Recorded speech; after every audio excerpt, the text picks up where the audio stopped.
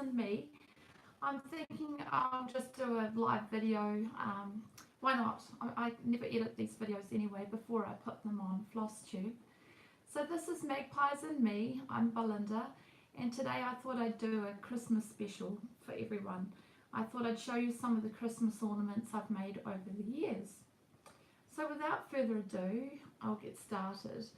This is a rather large ornament, as you can see, and it's kind of a compilation of different little designs by Blackbird Designs. So I've merged a few motifs from one of their pattern books, and I just basically filled up a space on this linen, and I think I used just one thread. I'm not absolutely sure what it was, what colour, but around the outside I have some vintage ribbon or seam tape, and on the back I've used a Moda Grunge fabric, quilt fabric. So that's one. I'm thinking I might actually hang some of these from the mantelpiece, the high mantelpiece that's sitting behind me. They're too large for the little tree that we bought. Here's another little Blackbird Designs, it's a little reindeer, and it's from an older book that is still available.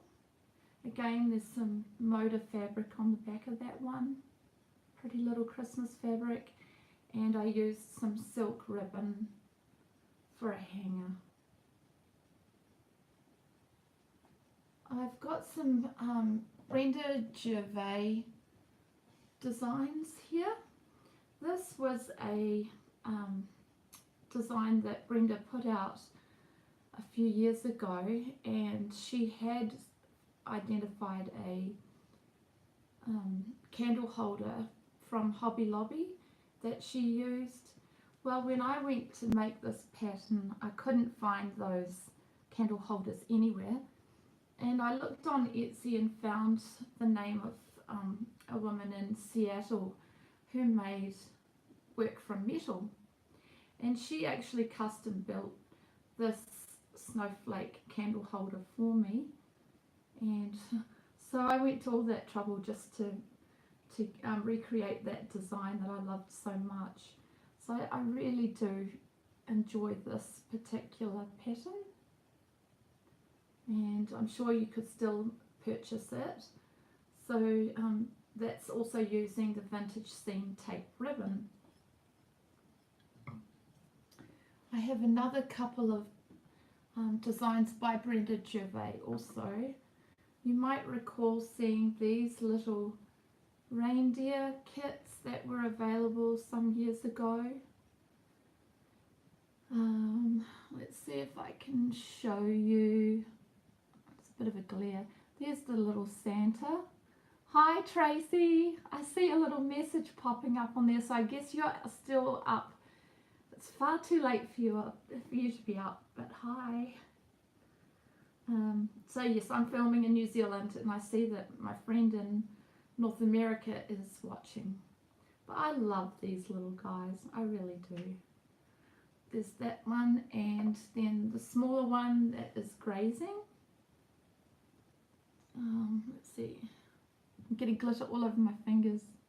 I hope I can show these. The light is really, it's moving outside. I've pulled a whole lot of drapes.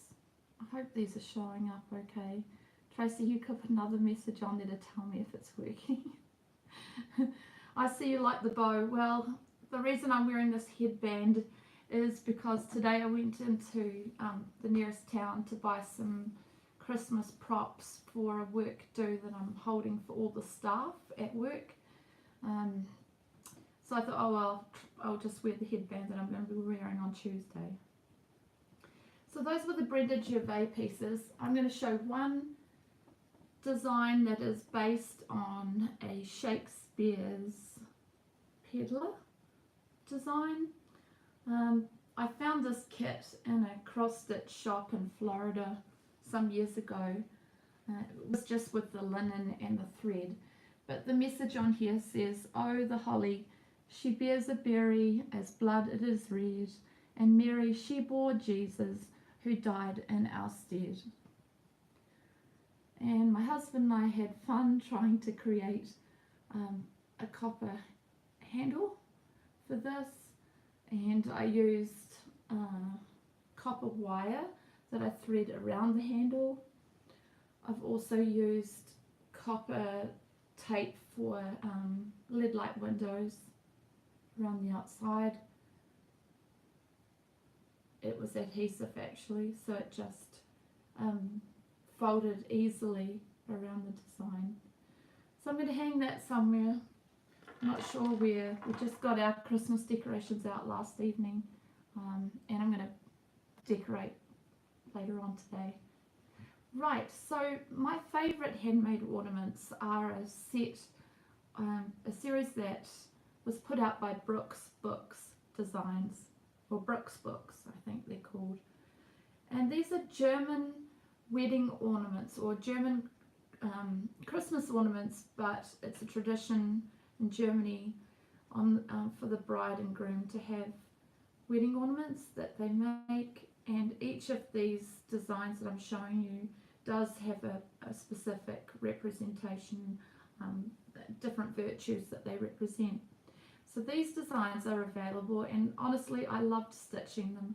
If you like working with beads as well as silk thread, then I recommend these pretty patterns.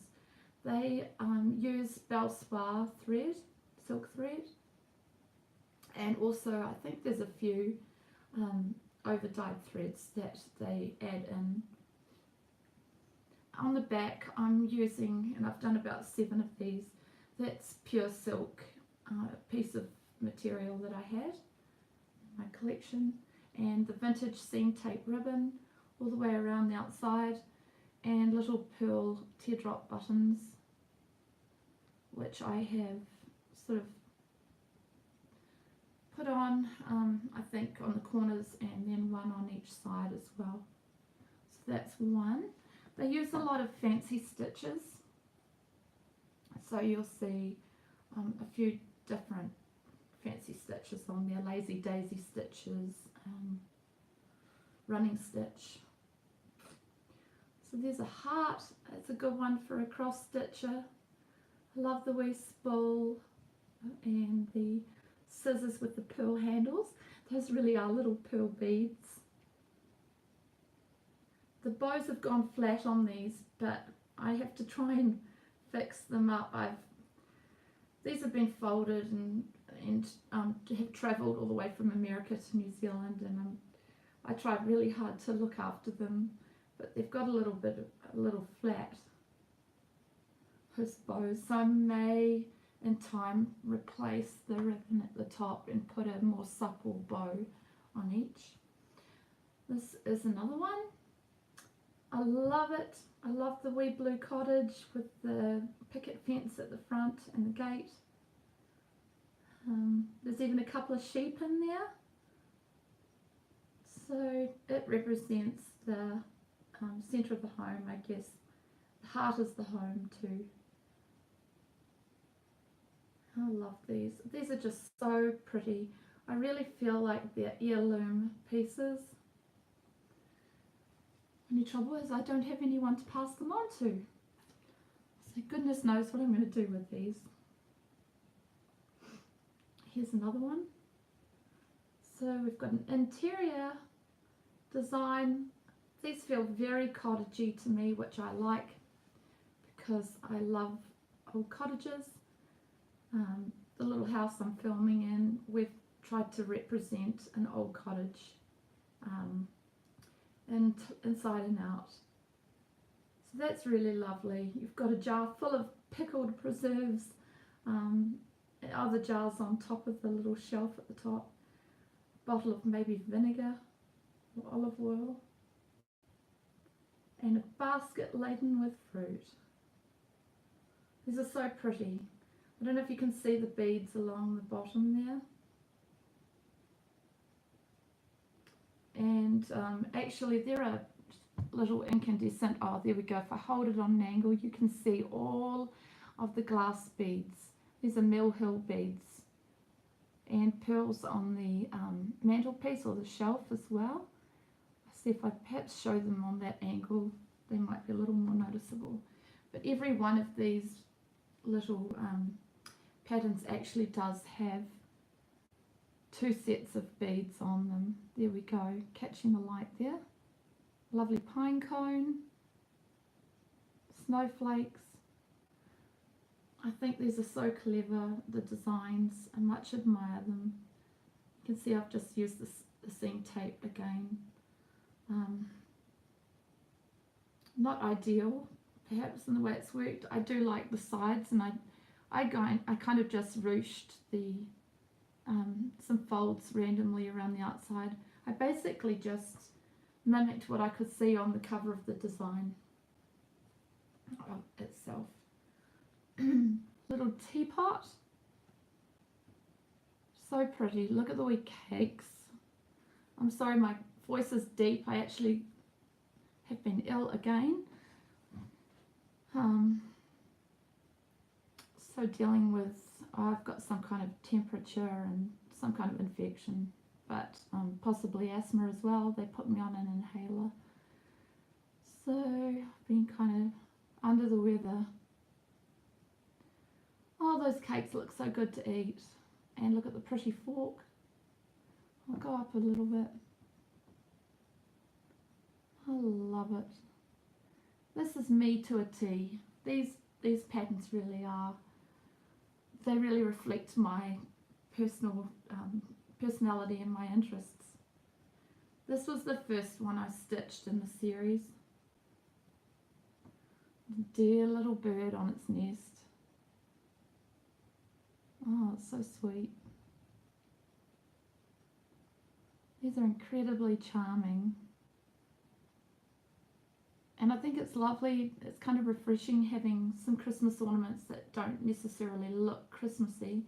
You could actually put them out on an all year round tree. Doesn't look too Christmassy. Put them out for special occasions, maybe at Valentine's Day. So those are the 7 of those designs that I've done. I'll just show you some other random Christmas ornaments that I've made. This I think is a Jeanette Douglas Designs pattern. I stitched this though on much finer fabric, so it's actually really petite. Can you see the little gold crosses all over that? Those are stitched with that Krynic thread, and the entire Christmas tree in this design is created, it's formed using letters of the alphabet. So all the branches are actually a letter of the alphabet. And I love the little kind of rocking rabbits at the bottom. Not rocking horses, but rocking rabbits. That's pretty. I put some gold braid from Joanne or Michael's, can't remember which, around the outside. And then I used that motor fabric again on the back. Very dainty Christmas fabric. I've then got, I'll show you something totally different, a freestanding ornament. In an earlier video I showed you 2 lovely dolls that a dear friend Robin made. Well, I copied her idea, and this is a Santa Claus that I made. So I didn't have a pattern for this. I just sort of played with some fabric. I didn't cut out any paper templates or anything. I just sort of worked with the fabric. I gave Santa some beautiful blue eyes, and I made a little doll and popped her in a little burlap sack. We call burlap hessian here. Here we go. That cotton that I used for the beard and the hair is actually raw cotton from Georgia. A workmate, she had one of her cousins send her whole bag of raw cotton just for me. It was so sweet of her. You can actually see some little seeds from the cotton field in the back of his hair. I pulled as much of the cotton seed out of the cotton when I went to make this. But I do love Santa Claus. He's really, really one of my favourite things that I've made. And then a couple of those folded ornaments that you may have seen over and over again on different YouTube videos. So I've only got a couple left. I actually made a whole ton of these and gave one to each of my husband's workmates, and we I hung little name plaques from them. We decorated the workplace, and so I've left my husband's one with its little name tag on it, but everyone, we made all the staff one based on their favourite colours, and that's rather special.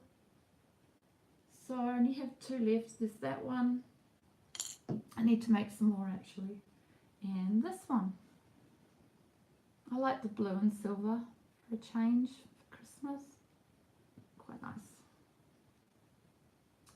There's not too much glare. What else have I got? I've only got about 6 more. 2 little birds. They hang. These look really sweet hanging on the Christmas tree. I just did some embroidery, some feather stitch type embroidery on the back. That's made from wool. Some running stitches on the tail. And I used beads for the eyes. That's one little bird. And here's the other one. He's got a beak that's kind of munted. I say munted, that's a New Zealand word for messed up. He actually, yeah, his beak needs to be tweaked. I really need to just do something to straighten that beak. What else have I got? Oh, I found some pattern on eBay that had been pulled out of a magazine at some point, and there were these 3 little matching ornaments, and the designs are using pomegranates. So I love that. I love the little dove. Pomegranates feature over and over in the Bible, and I really like to incorporate pomegranates at Christmas time. There's another one, that's a candle that's burning. They have wee tassels on them. I didn't make a very good job of the tassels, I'm afraid, and that one was way too short. I cut it too short, trying to get it even. And then one with a reindeer. I like that. So they're pretty, a little different. No glitz or glamour about these ones, but quite lovely. I just used some white quilting fabric on the back of those. This one here was stitched out of one of the Christmas Ornament magazines that are published every year. And actually I got this as a kit on Martha Pullen's website at one point. That is pear linen. I do remember that. It's a 40 count. So it's quite fine, and use this about 3 different coloured over dyed threads, but I can't recall what they are. And then that's a motor rick rack that I sandwiched between 2 layers. What I usually do is pad some card, like poster card, quite heavy weight, and pad it with quilt batting, and then cover it with fabric and put 2 layers together, and then, as I said, I sandwich the rick rack in the middle.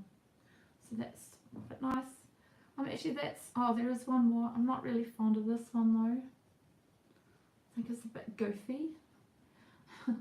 This is a homespun elegance design. It's an angel. It's a male angel. To me, he looks like a Greek or Roman, like he's in a toga. He should be in a toga or something. He's funny looking. And it says, peace and love to thee. And very funny, folksy font. Yeah, so I'm not too thrilled about that one. It's a little bit too rustic for my liking. So that's just a little bit of Christmas inspiration, hopefully, for some of you. I'm going to work on some more Christmas ornaments between now and Christmas.